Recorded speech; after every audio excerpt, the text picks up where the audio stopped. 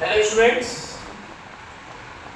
Previous class में जो हमारी क्लासेस प्रीवियस हुई हैं उसमें मैंने बेसिक वर्नियर कैलिपर्स का समझाया था आपको और जीरो एरर क्या होता है ये समझाया था।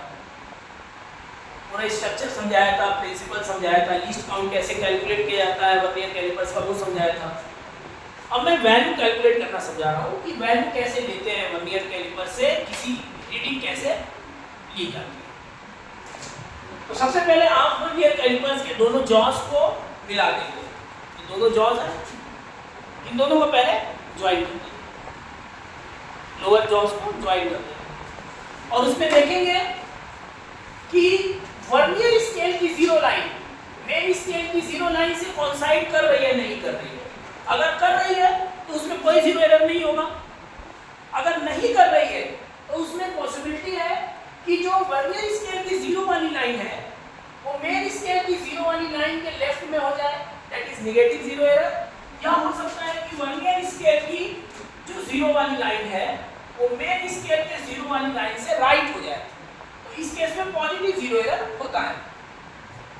जब आपको पता चल गया कि हमारे इंस्ट्रूमेंट में एरर है, जीरो एरर है, तो आप कैलकुलेशन करने के लिए आपको दो वैल्यूज की जरूरत पड़ेगी, मेन स्केल की रीडिंग और वर्नियर स्केल रीडिंग की जरूरत पड़ेगी और इन दोनों को जब ऐड करेंगे तो वैल्यू मिलती है। तो जीरो एरर में हमेशा याद रखिएगा, अगर जीरो एरर है तो मेन स्केल रीडिंग हमेशा जीरो होगी, क्योंकि इंस्ट्रूमेंट में अगर main scale reading zero error के लिए 1 mm से एक्सीड कर जा रही है, इसका मतलब है कि इंस्ट्रूमेंट हाईली डिफेक्टिव है, उसको यूज करने की जरूरत नहीं है। ऐसा इंस्ट्रूमेंट जिसमें इतनी ज्यादा एरर हो कि मेन स्केल में भी वैल्यू मिलने लगे, that is highly defective instrument.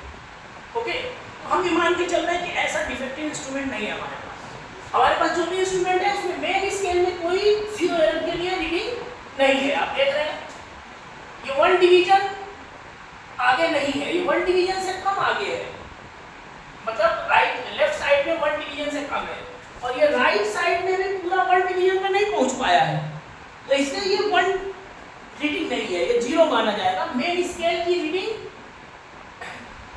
ही उसकी रीडिंग लिखी जाएगी जीरो, क्योंकि अभी मेन स्केल जीरो को क्रॉस करके हमारा फर्स्ट रीडिंग पे नहीं पहुंच पाया वर्नियर स्केल। अभी वर्नियर स्केल वाली रीडिंग जीरो को क्रॉस करके फर्स्ट मेन स्केल के फर्स्ट लाइन पे नहीं पहुंच पाई है और यहाँ पर भी वो वैल्यू इतनी कम है कि वो फर्स्ट लाइन को रीच नहीं कर पाएगी, तो मेन स्केल रीडिंग हमेशा जीरो होती है जीरो एरर में। अब ये देखना है कि वर्नियर स्केल की कौन सी, देखिए मेन स्केल रीडिंग जीरो कर दिया मैंने, फार्मूला क्या है, main scale reading plus least count into nth line of vernier scale coinciding any line of main scale. मतलब आप वर्नियर स्केल की वो लाइन ढूंढेंगे जो कि मेन स्केल की किसी भी लाइन से कोइंसाइड कर रही हो। तो आप देख सकते हैं कि वर्नियर स्केल की कौन सी लाइन मेन स्केल के किसी भी लाइन को कोइंसाइड कर रही है, तो मुझे यहां दिखाई दे रहा है 0 1 2 3। जो थर्ड लाइन है वर्नियर स्केल की, जो थर्ड लाइन है वो मेन स्केल के किसी भी लाइन से कोइंसाइड कर रही है। किससे कोइंसाइड कर रही है ये हमारा, हमको इसको नहीं देखना है, हमको देखना है कि वर्नियर स्केल की कौन सी लाइन कोइंसाइड कर रही है।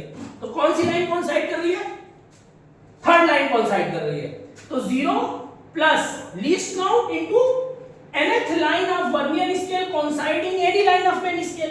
तो तीसरी वाली लाइन यहां देखिए कोइंसाइड कर रही है एग्जैक्टली, और कोई लाइन कोइंसाइड नहीं कर रही है, तो 3 से मल्टीप्लाई करके इसको इस तरीके से लिख लेंगे, या तो 0.3 mm, और क्योंकि ये नेगेटिव जीरो एरर है इसलिए नेगेटिव साइन के साथ इसको लिख लेंगे। Are getting my point? Okay, इसी तरीके से पॉजिटिव जीरो एरर निकालना है, उसमें भी इसी फार्मूले को, सारे कैलकुलेशन में रीडिंग लेने में इसी फार्मूले को कैलकुलेशन के लिए यूज करेंगे। पॉजिटिव जीरो एरर है तो पहली वाली line main scale reading zero हो गई, लीस्ट काउंट, अब यहां फोर्थ डिवीजन 0 1 2 3 फोर्थ वाला डिवीजन आप देख रहे हैं, ये फोर्थ डिवीजन, ये फोर्थ डिवीजन एग्जैक्टली कोइंसाइड कर रहा है, एग्जैक्टली कोइंसाइड कर रहा है मेन स्केल रीडिंग को, तो यहां 4 कर दिया मैंने और इस हिसाब से आपको वैल्यू मिल गई 0.04 सेंटीमीटर। तो ये एरर है, ये पॉजिटिव एरर और ये नेगेटिव। वैल्यू कैलकुलेट करने के लिए क्या करेंगे, जिस ऑब्जेक्ट को यहां लगाते हैं उस ऑब्जेक्ट को दोनों जॉस के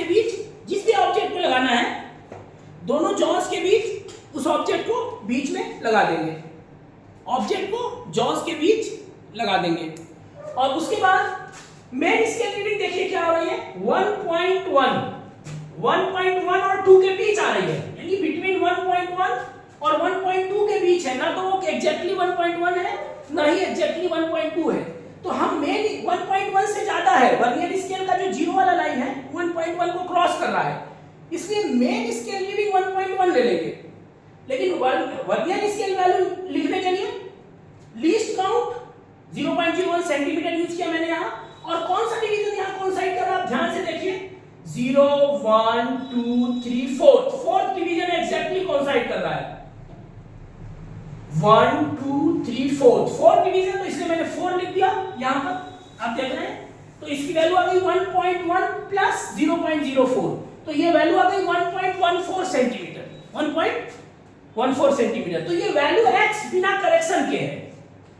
फाइनली अगर आपको करेक्शन करना है एरर में, तो करेक्टेड वैल्यू आप कैसे लिखेंगे, करेक्टेड वैल्यू में एरर का करेक्शन के साथ लिखनी है, वैल्यू को अगर एरर के करेक्शन के साथ लिखनी है तो x माइनस e लिखेंगे आप।